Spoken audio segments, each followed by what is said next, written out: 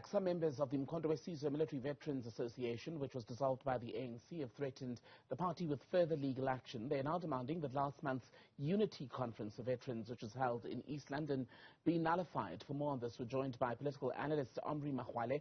Mr. Makgoale, always good to have you on News at Prime. So it's quite something, isn't it, that a conference that was convened with a unity mission has now created or at least deepened division in the ANC? Not really. I would not say that. I think the conference achieved its objectives in my mind. For the first time, probably since 1994, that all detachments were represented in an MK conference. Before, it has never happened. So I think the conference was a success in my mind. But you've now got this threat of legal action because the other side, MKMVA people who identify as coming from the MKMVA, are now saying they pulled out of that conference due to other issues, and they have cast doubt on its legitimacy and the outcomes from there. So how successful then could it have been? Yeah, those who pulled out were actually about 37 of them, out of a delegate of around 560. So it was a negligible fraction in all respects. I would say there were about 1/5 of the delegates that left. So in terms of representativity and so on, they were insignificant. The number that left was not that big, you know. So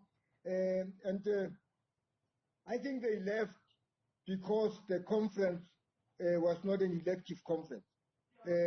Comrades had decided that it should be a consultative conference rather than elective conference, because in the past, elective conferences have been used for factional battles in the ANC, and MK comrades are tired of being used as tools in the factional battles of within ANC. So I think they can go on with the legal action. I don't think they will pass. I don't think they will win any case in my mind.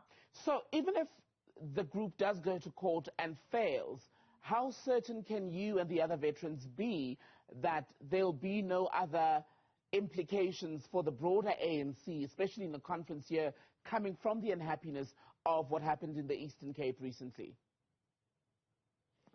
I think in as far as MK conference that was there in the Eastern Cape is concerned, I don't think it will have much impact in the ANC politics, because as I say, those people were a minority in the conference, so they are not going to have much influence in terms of the ANC.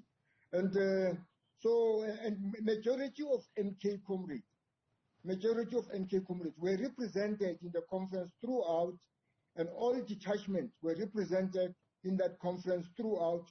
So it was a small number that actually left. So I don't think that number will have any impact in the ANC. There were less than 40 that left, as I see. David Makgoale, at the briefing where we heard about this interim leadership structure, said the structure has to unite the organization, ensure and engage and ensure that nobody is left behind. Does that extend then to what you've described as a negligible number? Is the door still open for engagement with them, however small the group, as you say? Look, the door was left open. They were never stopped from attending the conference. Nobody chased them away from the conference. So they are still allowed to participate, because nobody actually excluded them. They decided to move out of the conference. But they are included. If they participate, there shouldn't be any problem for them.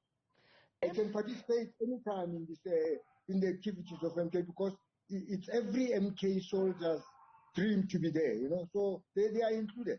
They are not going to be excluded by anybody. The ANC has for years described itself using the phrasing around being a broad church where all ideas are sort of heard, and ultimately, by a majority, of course, their party position is then taken, right? But we're seeing more and more of disagreement that never ends around ideology, I beg your pardon, and people who then say, I concede that my position has lost at whatever conference.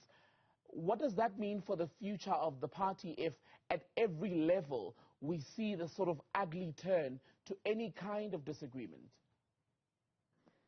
I think at the moment the ANC is an extremely corrupt organization, and being an extremely corrupt organization, so the differences inside the ANC sometimes are antagonistic. Until we reform the internal electoral laws inside the ANC, we cannot really recover it.